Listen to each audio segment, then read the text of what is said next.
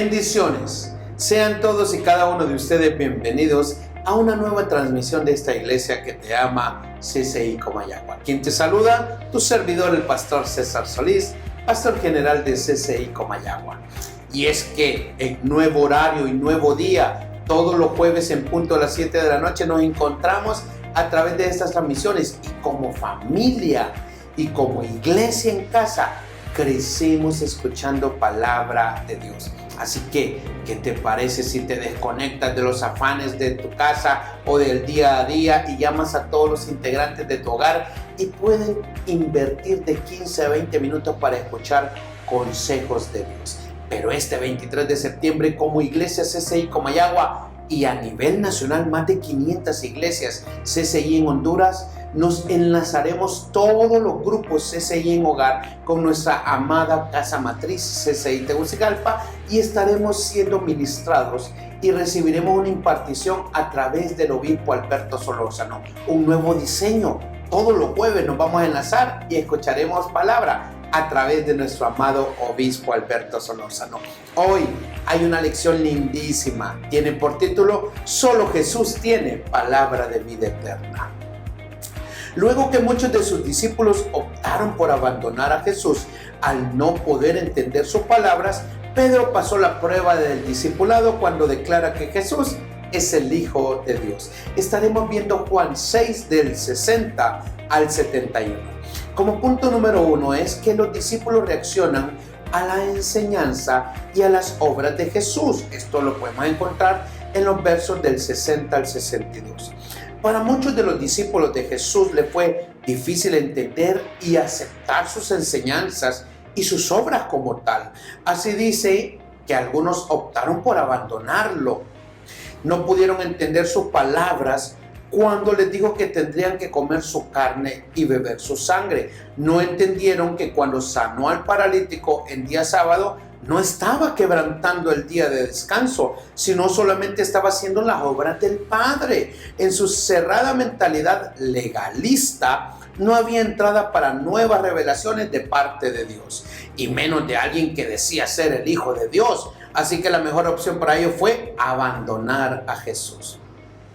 Aquí vemos algo característico del ser humano, murmurar, cuando una enseñanza o una idea le resulta difícil de aceptar o de entender. Aquí la murmuración de los discípulos se convirtió en el verdadero tropiezo a la verdad y a la revelación de Dios acerca de Jesucristo en las Escrituras. Jesús estaba consciente de que sus discípulos murmuraban y que se quejaban en contra de sus enseñanzas y de sus obras. Así que le reprocha su murmuración preguntándole, ¿acaso esto los ofende? ¿Qué pensarán entonces si ven al Hijo del Hombre ascender al cielo otra vez? Esto definitivamente les sería imposible de entender. ¿Cómo podría el hijo de un carpintero ascender al cielo? Vean qué interesante. ¿Qué pasó? Que aquí se rompió paradigmas, se rompieron esquemas y empezaron a ver una nueva manifestación del Espíritu Santo para con el pueblo de Dios a través de Jesús. Muchas veces nosotros estereotipamos o enmarcamos en un cuadro o en una forma de manifestaciones en cómo creemos que Jesús se debe de mover en ciertos momentos y en ciertos lugares. Pero definitivamente Él es soberano y Él se manifestará de la manera que a Él mejor le parezca. Como punto número 2, Jesús les explica que sus palabras son vida, conforme al versículo 63 al 65 y del 70 al 71.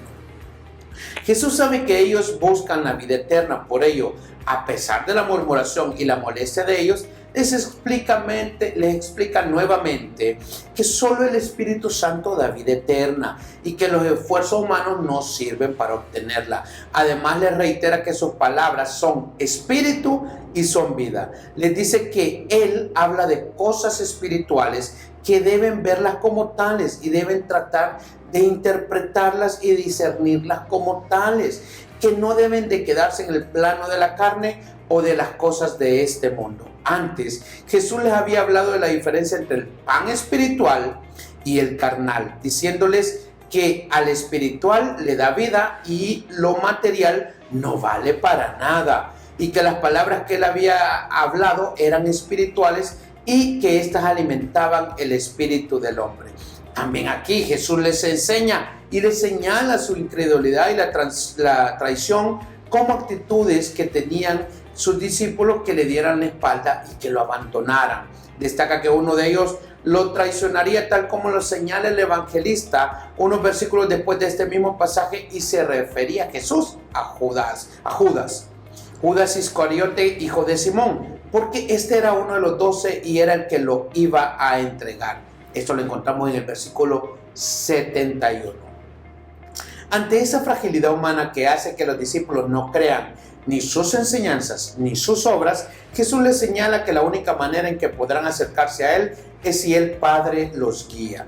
Con este señalamiento, Jesús reitera la profunda relación que existe entre Él y su Padre. Todo lo que a Jesús le acontece depende de la soberana voluntad del Padre. Lindo. Aquí nos damos cuenta de que ellos tienen que aprender a aceptar que la voluntad de Dios era utilizar a Jesús y manifestarse posiblemente en contra de paradigmas que ellos tenían ya definidos o estampados en su corazón o en su espíritu. Punto número 3. Muchos discípulos abandonan a Jesús. En el verso 66, es que muchas veces nosotros tendemos a abandonar las situaciones que no entendemos. O cuando miramos que las situaciones se ponen color de hormiga, preferimos huir y no entrometernos más. A partir de ese momento, muchos de sus discípulos se apartaron de él y lo abandonaron, conforme a la revisión Nueva Traducción Viviente. Muchos de sus discípulos, por su incredulidad, no pudieron creer que Jesús era el Hijo de Dios que se había hecho hombre, y al sentirse ofendidos en sus creencias religiosas, ya que la ley les prohibía comer y beber sangre, optaron por apartarse de él y abandonarlo. Pero Dios, de lo que está hablando aquí posiblemente era de la Santa Cena, que tenían que comer y beber de él para poder obtener muchísimo. Pero ellos lo creían que era literal. A lo mejor estuvieron pensando y creían que eran pensamientos o manifestaciones un poco relacionadas al canibalismo, pero no era nada que ver. Ellos interpretaban lo espiritual desde una perspectiva natural. Cuidado con eso. Muchos de esos discípulos estuvieron ahí cuando alimentó a multitudes. Sin embargo, su admiración por Jesús no fue suficiente para creer su palabra y reconocer que Él era el pan y el agua, la carne y la sangre que sacian al hambre espiritual del ser humano. El perdón que Jesús compró con su muerte es lo que nos sustenta, como la carne y la bebida en la vida cristiana. La cena del Señor proclama esta manera de manera visible.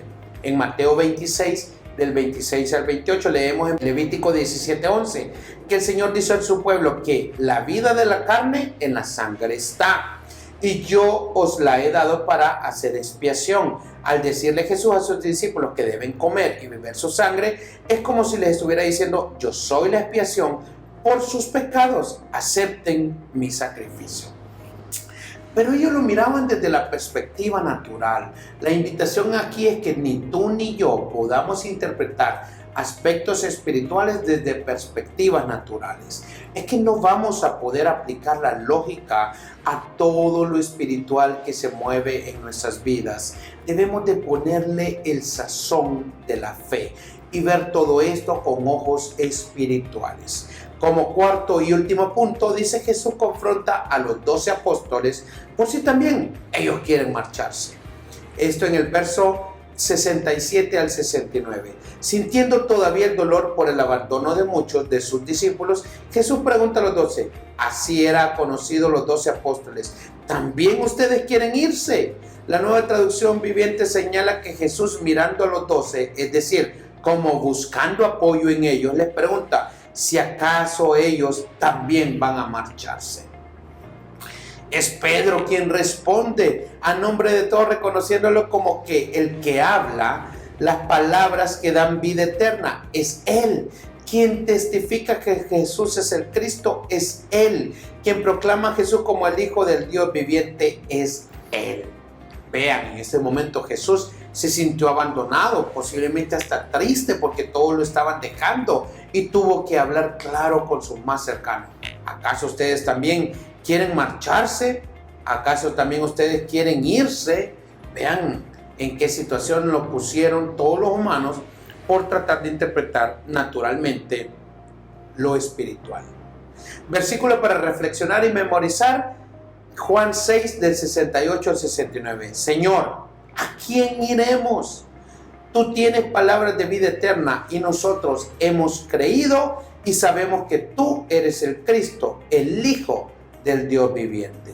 Algunos estudiosos llaman a esta declaración de Pedro la prueba del discipulado, ya que esa declaración de fe hace la diferencia entre los verdaderos discípulos y aquellos que solo siguen a Jesús para saciarse de sus señales y prodigios. Yo doy gloria a Dios porque todas las personas que están al alcance de mi voz son de ese mismo corte que Pedro, que definitivamente reconocían, creían, aceptaban y tenían albergado en su corazón que Jesucristo es el pan de vida, que Jesucristo es el Hijo de Dios y que definitivamente debemos de aplicar y desarrollar una relación cercana con Él. Como aplicación personal para esta semana, 3 puntos. Entiendo que es mi responsabilidad tratar de interpretar y discernir las cosas espirituales de las que Jesús habla. ¿Realmente lo entiendes que es tu responsabilidad? 2. ¿Has deseado alguna vez apartarte de Jesús o abandonarlo porque no has entendido sus enseñanzas o sus obras? Una linda pregunta que debemos de encontrar respuesta. Y 3. Si te tocara hoy tomar la prueba del discipulado, ¿podrías responder como Pedro que no tiene a nadie más a quien seguir sino solo a Jesús? ¿Podrías dar la misma respuesta de Pedro? Esperemos que sí, en el nombre poderoso de Jesús. ¿Qué te parece si me permites orar? Cierra tus ojos, levanta tus manos y oremos. Querido Dios, amado Padre Celestial, aquí estamos, Dios, clamando y creyendo que eres tú el camino, que eres tú la vida, que eres tú el dador de todo lo que necesitamos. Hoy vengo a orar por todas las personas que están al alcance de mi voz y te pido, Espíritu Santo, que tú nos puedas convencer que contigo todo lo podemos, pero que sin ti nada podremos alcanzar. Que podamos descansar en tus promesas, que podamos confiar plenamente y locamente en tu bondad, tu cuidado, tu favor y tu protección. Yo pido, Espíritu Santo, que tú obres a favor de cada una de las personas que está viendo esta transmisión y que podamos proclamar tu nombre a los 4 vientos. Gracias te damos en Cristo Jesús. Amén, amén y amén. Es para su servidor un privilegio y una enorme bendición que todos los jueves nos encontremos en punto de las 7 de la noche. Y mi oración por ti es para que lo que resta de esta semana, el Señor salga a tu encuentro y te sorprenda con todo tipo de bendición. Hasta pronto. Bendiciones.